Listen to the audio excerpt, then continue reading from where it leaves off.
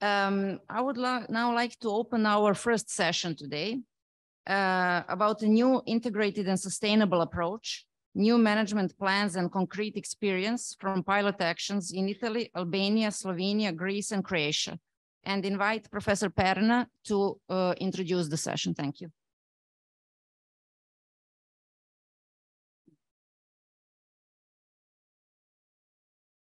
Good morning. Thank you for your presence. Mine is just a short introduction to the next panel dedicated to the management plan, because the aim of the project, of our project, was the organization of a new way to manage the archaeological park.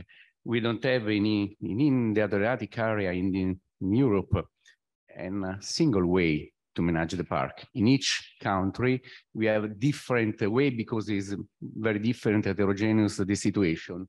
The first time of the project transfer was underline this problem. This heterogeneity explain why the partnership is very heterogeneous. We have a public private company, private enterprise, public entities that organize this very big partnership. And the output are three, to simplify. The first one is the organization of the common sustainable model. This one is for us a handbook, a kind of handbook for the management with shared strategies, shared mission, shared organization, way to organization the park. The second output is the organization of this management plan in 6 different archaeological parks in Slovenia, Croatia, Italy, Greece, and Albania. And the third one output is the implementation, the first implementation of this management plan with pilotation. The workflow. In the first phase, we organize the good practices. We exchange information from the inside the partnership inside our 3 different working groups, and each working group worked in a different topic. The first one is the connection between the management of the archaeological park between the organization management of the landscape, of the territory. The second working group worked regarding the economic impact of the management of an archaeological park. And the third one regarding the IC2 tool. We have seen with the presentation of the Dr. Vernata the possibility that the use of ICT tool have in the organization of the park, from the valorization to the management to the protection. And the first output is the common sustainable governance model, with the presentation of the 6 experienced work in the transfer project. We can see all the park, Antigonea in Albania, the archaeological site of the Dona in Greece, Mirine in Croatia, the archaeological park of Poetovio in Slovenia. The Sibnik City Museum is a park with 2 organized in 2 archaeological areas, and the archaeological park of Urbs in Italy. The heterogeneity of these pilot cases is connected with the heterogeneity of the problem in the different territory of the different countries. And the first goal, the first step is the publication. We are finalizing this handbook, is 200 pages to explain in which way we can, with elasticity, organized in the same way, with the same objective, with the same mission, with the same strategic line, the different park. We are finalizing in 1 week. I think that I hope that we can finalize the first step. But this one is the cover, and we have also the inside of the book. And now we speak about the second and the third steps. The first one is the application of the common model in the 6 pilot cases. And the second is the application of the pilotation in the 6 pilot cases. And I have finished my presentation. Okay. Thank you.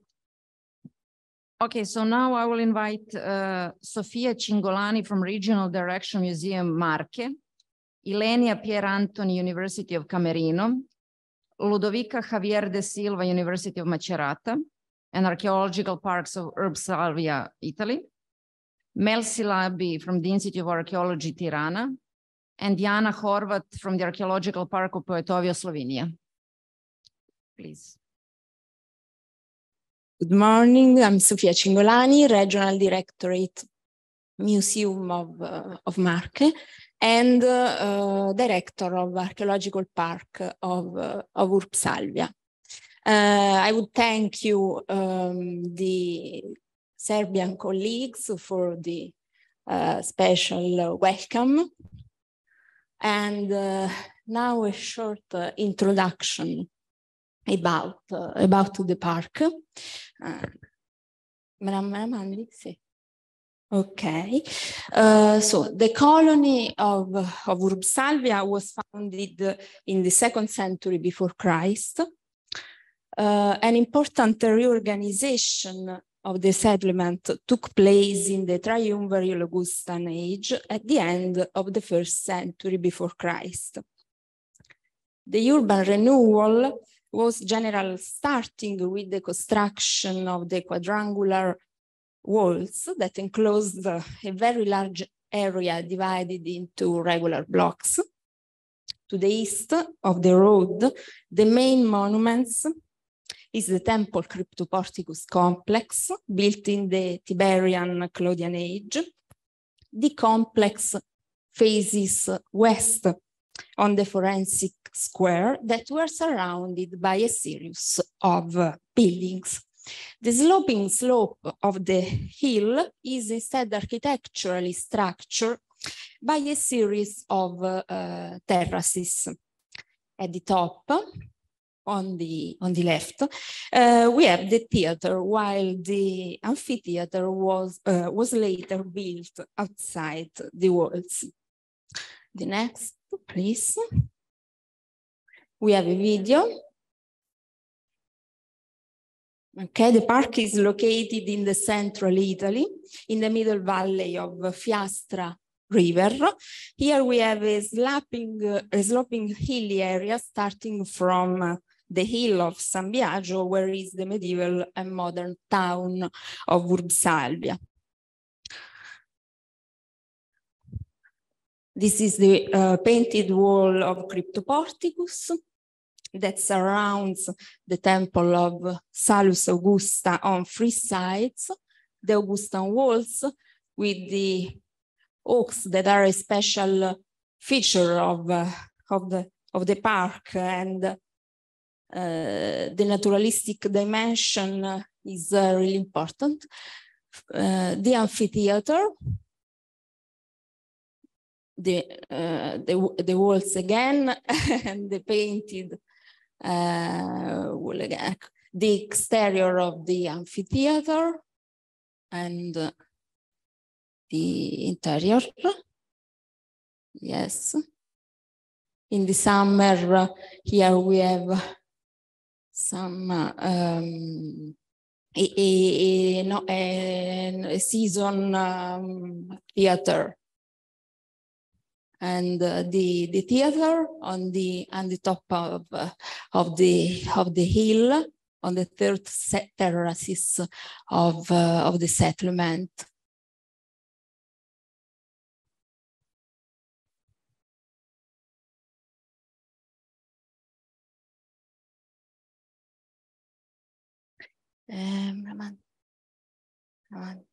Okay. That of archaeological parks is a complex theme. We have different typologies from the morphological point of view, but also from the legal point of view, that is different management and the legal frameworks.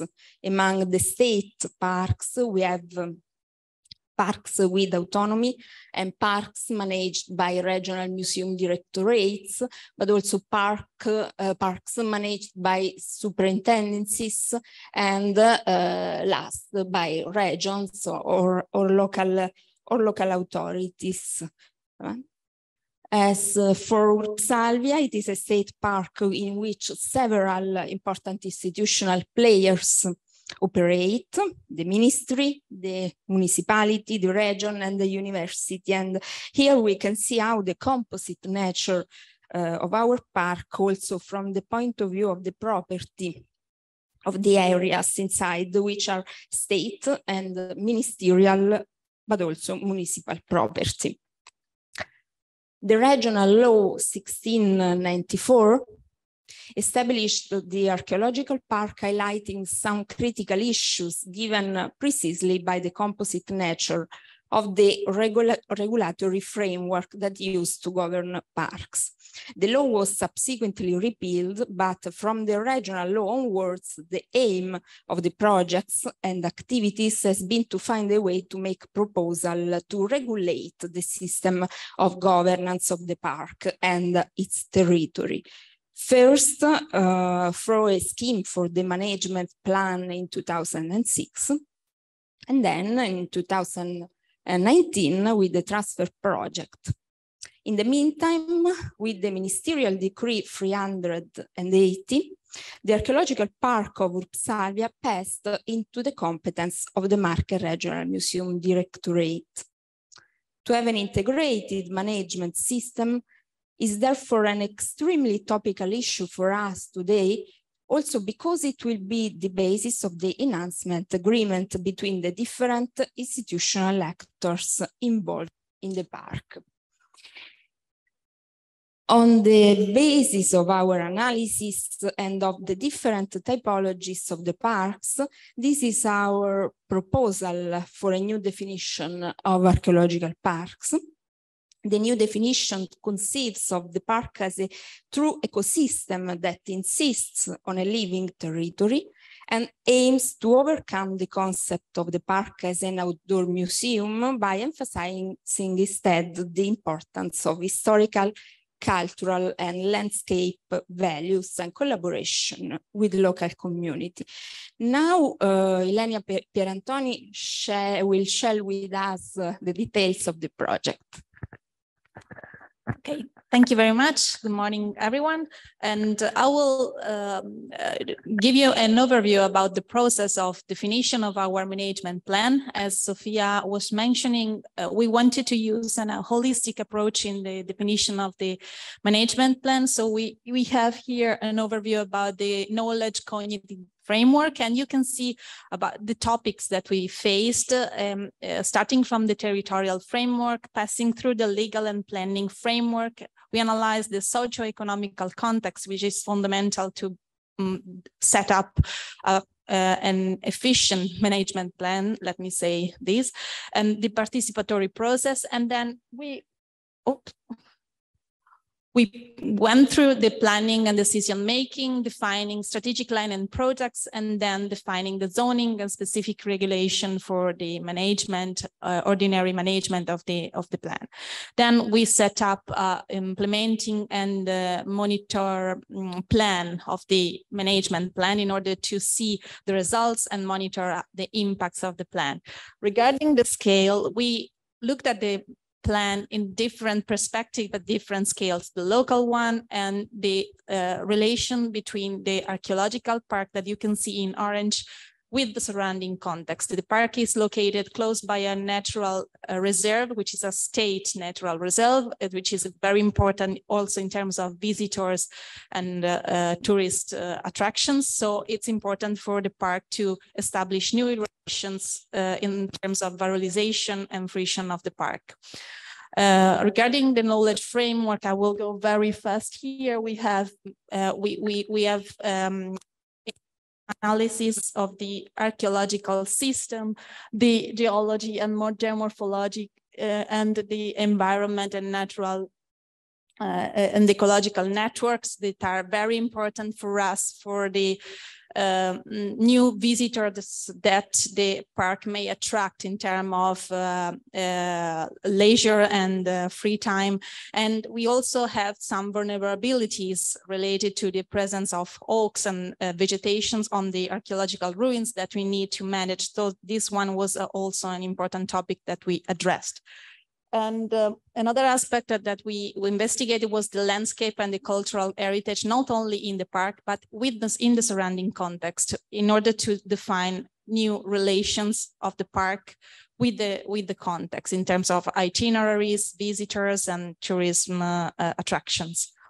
Another aspect regards the system of settlement and accessibility in order to manage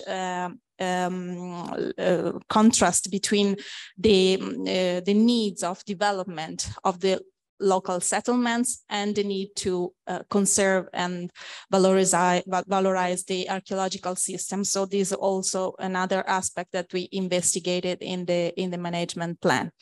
The urban and territorial planning framework is another aspect that was important to build a knowledge about the potentialities of the archaeological park. This is a very dynamic area with many projects of territorial valorizations. So it was very important for us to understand what is going on in terms of programs and planning in the area.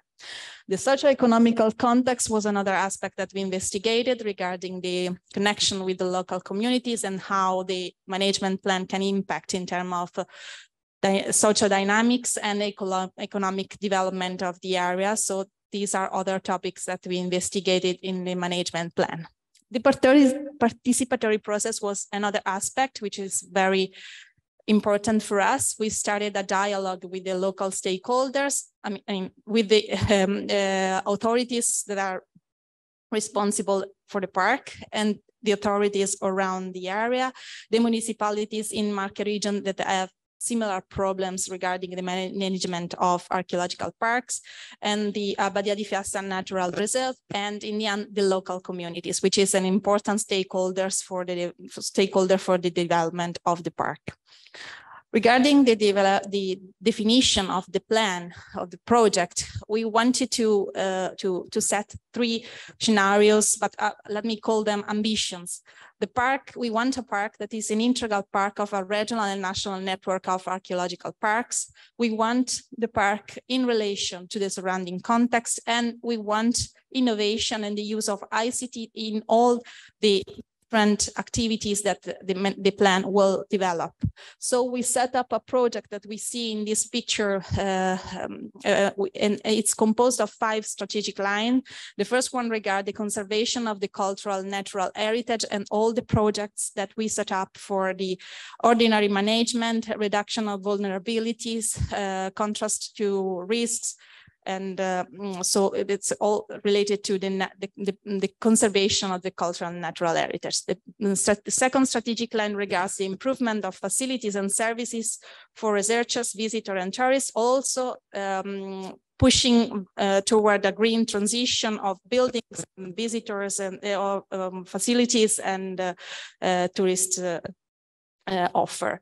The third one is the education and recreational mission of the park. So we set up a set of initiative and events for the enhancement and the promotion of the park, also in connection with the local community, to increase also awareness. And the fourth one is the development and management, setting up a communication and dissemination strategy for the development of the park and a better management. The fifth one is toward the creation of a cultural park, which is the final aim of the local stakeholder to start to work together. After that, we started to work on the communication dissemination strategy. The directorate set up a new logo, and we started with the pilot action that Ludovica will show you later. And I will give her the word. Okay. I'm going to actually stand up. Hi, everybody.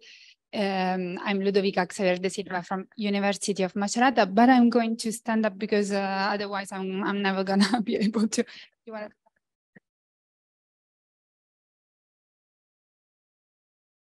This doesn't work anymore. You hear me? Yes.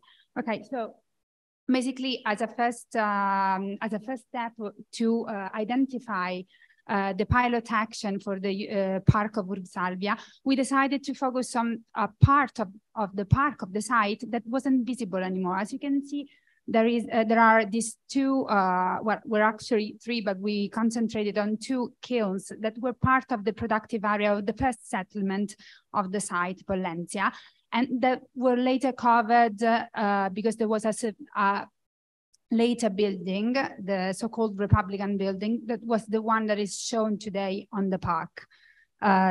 So we decided to focus on something that is not visible anymore in the park today. Next, please.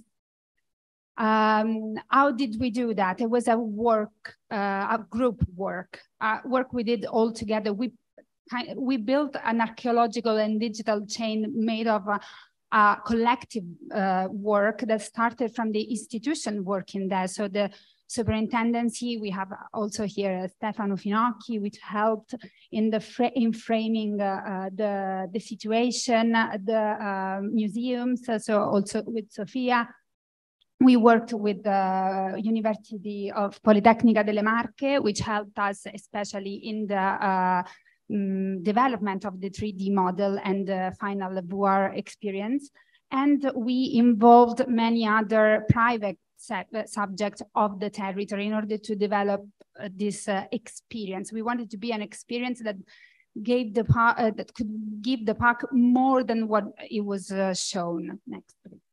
So we started clearly from archaeological research, trying to start from the excavation data that were not so many, just related to the kilns actually, but we needed some confrontation with other similar contexts in order to give a plausible view of a working area, productive area of the site. Next. The work gave us some challenges because we didn't actually exactly know, as the conservation of this of the two kilns were not so well preserved. So we had to investigate all the possibilities, and we of course there was the archaeological research, but also the experimental archaeology, which helped us a lot in solving some problems. For example, what kind of potter's wheel we needed, what kind of opening for the structures in order to load the kiln. Next, please. And then we needed also props and costumes to make the experience plausible and real, and a good experience at the kilns of Urbs Salvia. So we also the props come from archaeological investigation. So the vases you can see there, 3D printed and made by a potter, are the vases that were actually produced by the kilns of Urbs Salvia. So now I'm going to show you a video of the experience. It's a cut of the video. I need the guy to cut the video. Can you?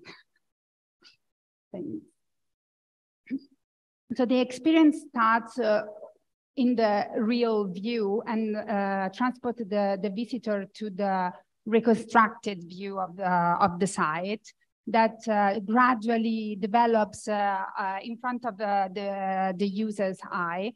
And it's a 360 round video, so you can actually see all the environment. And then on a side, we have developed this potter's workshop in which we explain the journey of making a pot before it is fired in the kilns.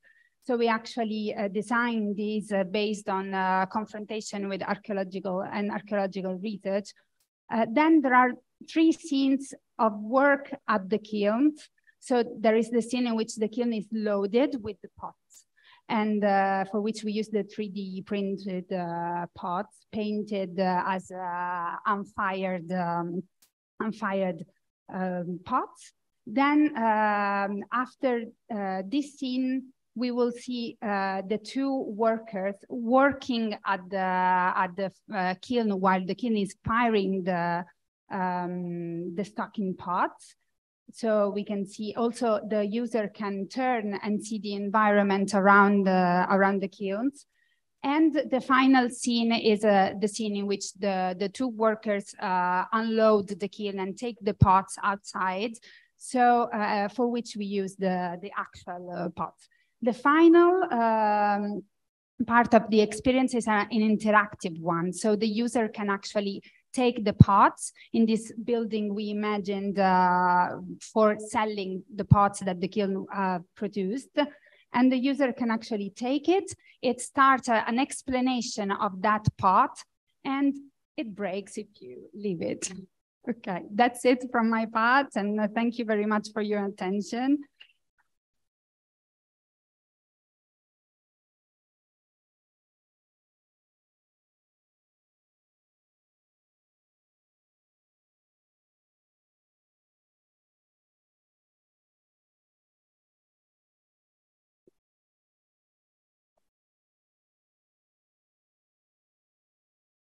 Hello, everyone. Yeah, I'm Melsi, coming from Albania, and now I'm trying to explain to you what we have done in Antigonea. And at the beginning, where is Antigonea? And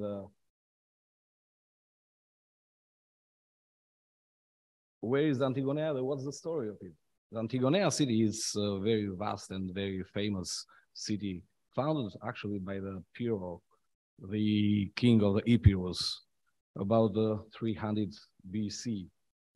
He actually created this city in the name of her bride, Antigone, which actually he has so much love for her, and created this city in the south of Albania, this point. If you see in the south of Albania, this point of a map with a red point, just nearby Greece and nearby the Dodona amphitheater. This kind of this city, it was the Albanian archaeologist Dimosthenes Budina in the 160 and 180 that was actually the founder and discovered it with some discoveries and coins writing over there Antigonea. The numerous coins and found that were founded in the city, in the area of Antigonea, they coming from everywhere, Corinth, Calcura, Larissa, Taranto, and the other city of Peloponnesian area. After the 167 BC, the crisis of the city, it was determined, but probably not in indefined abandonment. There are some traces related to the settlements, phases of the Roman era, late antiquity, and Byzantine eras have been found some found surrounding and within the city area as well. It's a small early Christian church with a triconchor dating back to the 5th and 6th century AD in the south. Is the church of Saint Michael or Shenmihili in Albanian, that dated between the 6th and the 9th century after death.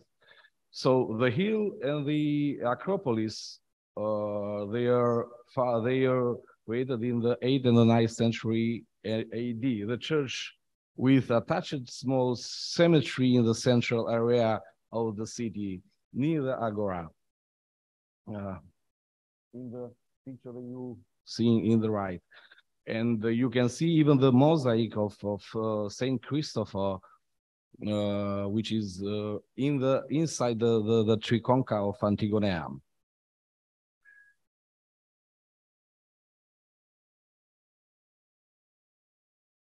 From the archaeological point of view, in view of enhancement projects, the proximity of Antigonea with archaeological of area of Adrianopolis in Sofratica, municipality of Dropu, and with the castrum of Palocastra should be evaluated like significant resources, because the Roman city of Adrianopolis stands on the side of previous settlement of the classical Hellenistic age, and perhaps with the function of services center and in the Drino Valley around the antiquity.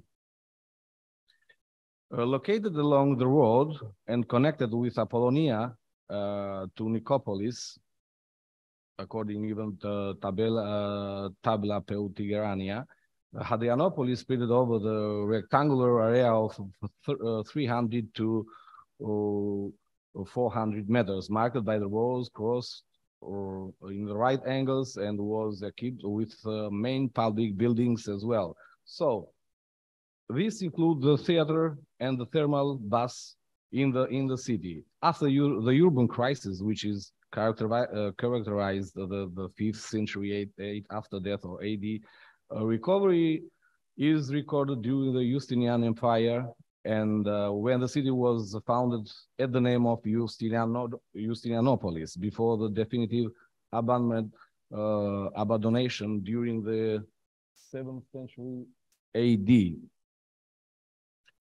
Another place which is connected, defined and connected with Antigonea, it's the castrum of the Palocastra, or the Palocastra castrum, which is located in the nearby the road, nearby the main street of highway of the Albanian railroad, and the height of Cardiff. So it was built near early the century after death, and it was characterized by the plan of which the most of the walls with square and semicircular towers are preserved. Recent excavations are conducted by the Institute of Archaeology and the Institute of University of Macerata, and we have uncovered a large part of the Barak system currently nearby legible and their planimetry. So between the end of the 5th and the beginning of the 6th century AD, a cult building dedicated to Cosma and Damiano is installed in the older settlement. You can see in the center of the castrum. The environmental, now naturalistic quadre of the most characteristic elements refer to the persistence of evident traces of an ancient city still legible in the original forms of the manufactured good, although in some cases in the poor condition. So the archaeological park is at the center of the system of the villages around the cultural heritage that is actually unique in the terms of social and monumental characteristics. As regards the geological, climatic, and botanical investigation, reference is made to the strategic plan for the Drino Valley, which actually is also characterized by the presence of the rich cultural heritage whose valorization could be centered in the two poles of Girocastra and Antigonea as well. Girocastra is one of the most well-known cities in the south of Albania. So due to its unique characteristics and the historical architectural values, since 2005, in Girocastra is a part of the World Century protected by UNESCO. So the castle of the largest building in the historic center has a wonderful view, like you see in the top of the pictures, and the museum inside it can be visited. It can be visited, and they are the National Weapons as well museum in the castle, the Ethnographical Museum, the Historical Museum of Girocastra at the castle, and some historic houses as well. In this perspective, the system of use, the territory of the Valley of Drino is characterized by rapid infrastructural organization, both in terms of condition and reception and road condition as well. So the road system is centered on the south of axis, which connects the Valley of Drino with northern Greece through the Kakavia, with the Kakavia Pass. The data analyzing in synthetic interpretation, the data analyzing have taken note from structuring factor, characterizing factor, qualifying factor, or situation and critical factor allows us to identify some opportunities in the identification of new management model in our archaeological park of Antigonea. Territorial proximity of Antigonea and Adrianopolis and Palocastre as well. These are the archaeological areas, and they have the chronological continuity in the cells. So possibility of integration with active national and international policies aim to be at sustainable development. So one of the main points is that the presence of the University of Girocastra, which has launched, launched training process related to the management and of cultural heritage, strengthening the institutional and civil society capacities and policy support in the field of cultural heritage. It's one of the aims that we actually have achieved in the phase 2 and 3 of the management plan implemented with the transfer project. But they are, in the beginning, they are other projects like REDE project of the Marche region, coordinated by Professor Penna and Sargolini, which saw the collaboration of the large articulated group of stakeholders, including the University of Girocastra, IAT, or Institute of Archaeology, Directory, the National Directory of Heritage of Municipality of Girocastra, let's say the head of the region, and the other representatives.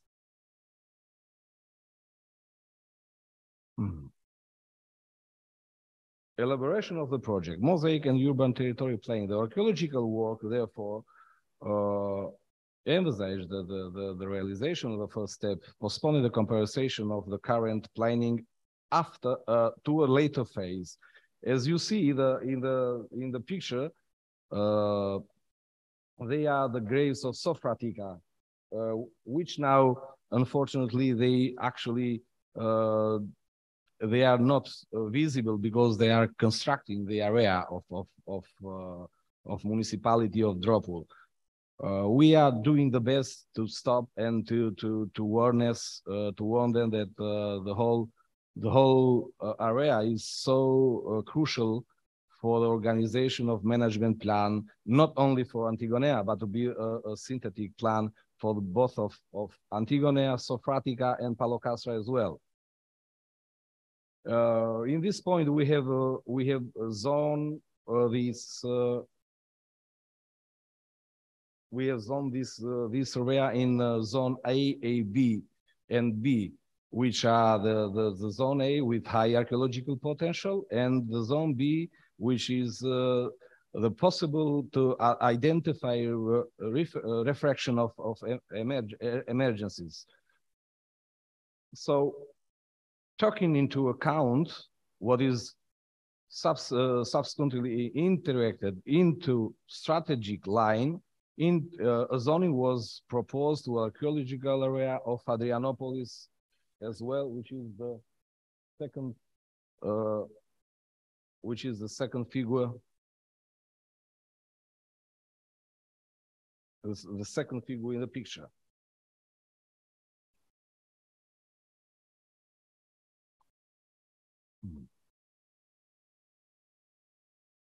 Elaboration of the project. The main objective of this paper must be, okay. And the first strategic aim envisage the integration of Antigonea Park with the park of Adrianopolis as well. We have done the plan documents as regards Antigonea at the entrance to the area near the existing park, whose expansion must be evaluated building as well. As Cingolani is another countryside nearby the Antigonea, which actually can be used for economical, sustainable economical activities and other plans. As far as Adrianopolis is considered, a fusion must be foreseen that from the archaeological side can extend, also involve the surrounding area, as we talked in the beginning. In correspondence with Sofratica, it's possible to locate main services for welcoming tourist park, as we are actually done right now. The pilot action is so envisaged in two specific lines of intervention. The first concerns the purchase of a photovoltaic panel useful for bringing electricity to the site, which actually in the beginning is missed, but now is totally, it's like currently without connection. It was without connection, now is with electricity grid. The energy is functional to use the spaces that must be set up for hospitality on the site. The second involves the acquisition of instrumental for the vision, VR, virtuality, and the show of them. These are some of our meetings and info days and presenting or giving to the local representatives, the panels and the other electronical equipments to use in the that actually they are installed and used right now. Here we have even used the pilot action we have produced the Teatro of Sofratica in 3D, and with this I have to finish because Milos, yeah, I finished. But if it's that possible for the technique, from the technique to put the short video of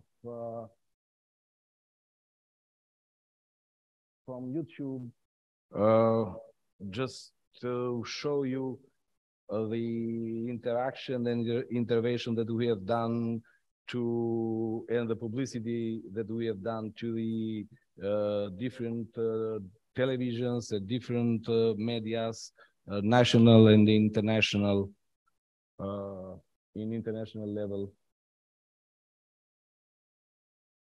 which Milos is not so, yeah, do not agree, but probably later you can find it. Everybody can find it in YouTube anyway. It's already recorded. Thank you.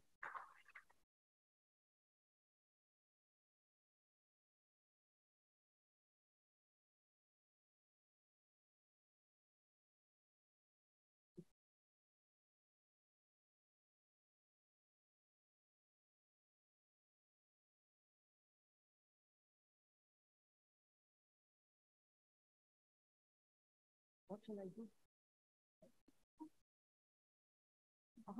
It's there. Yes, thank you.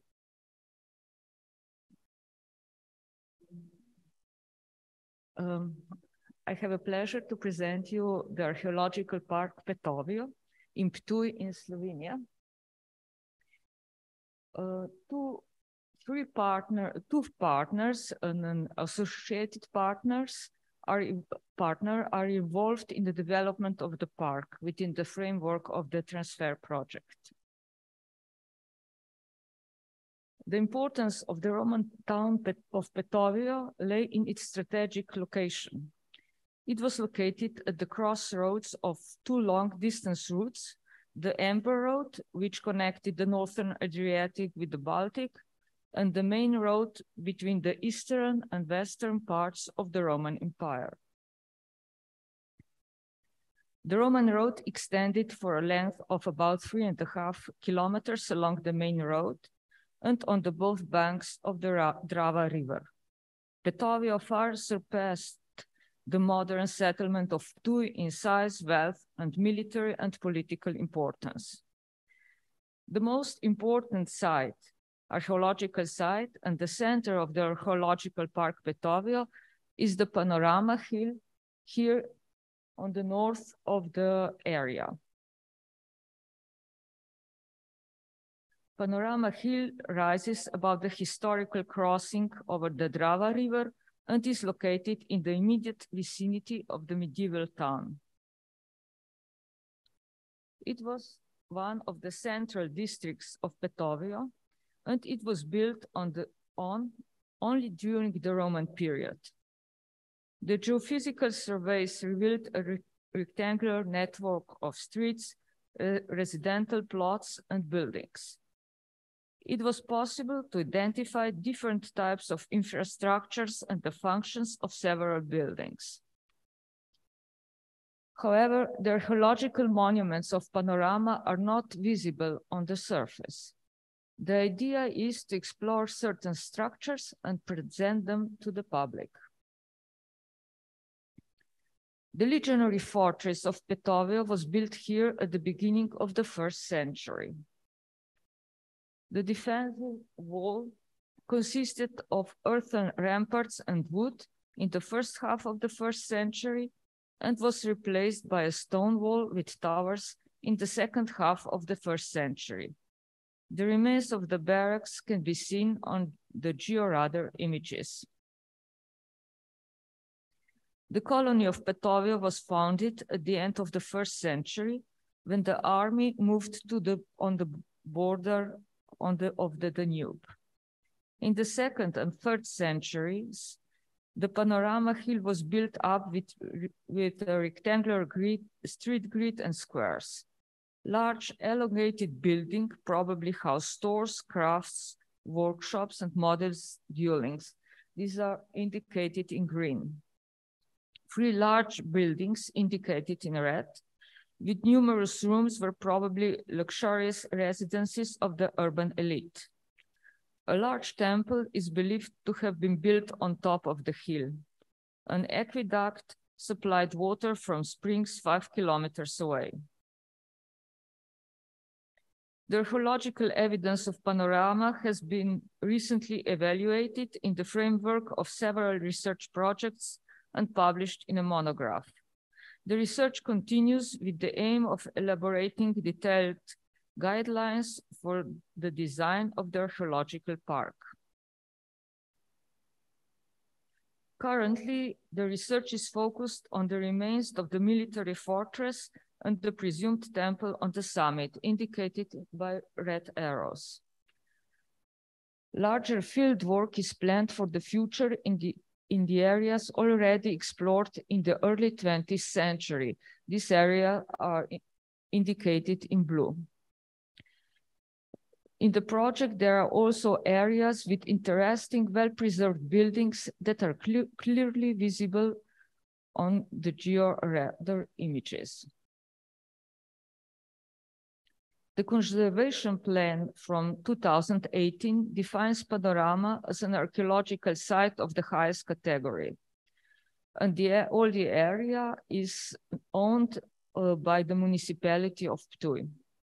Archaeological research may only be carried out in accordance with the law and with the prior consent of the public service.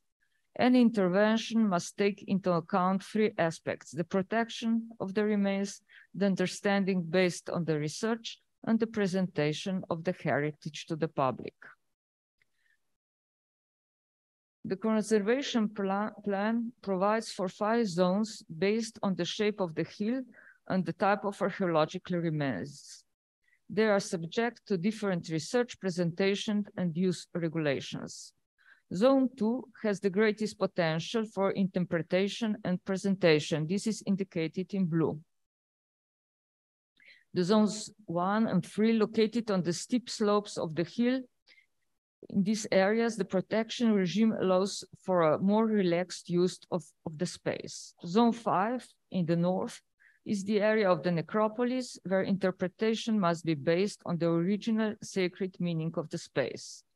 Zone 4 is less sensitive and could serve as an area for experimental archaeology.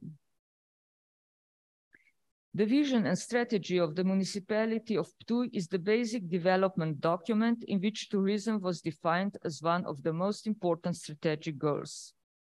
The management of the archaeological park is based on several strategies developed within the transfer project.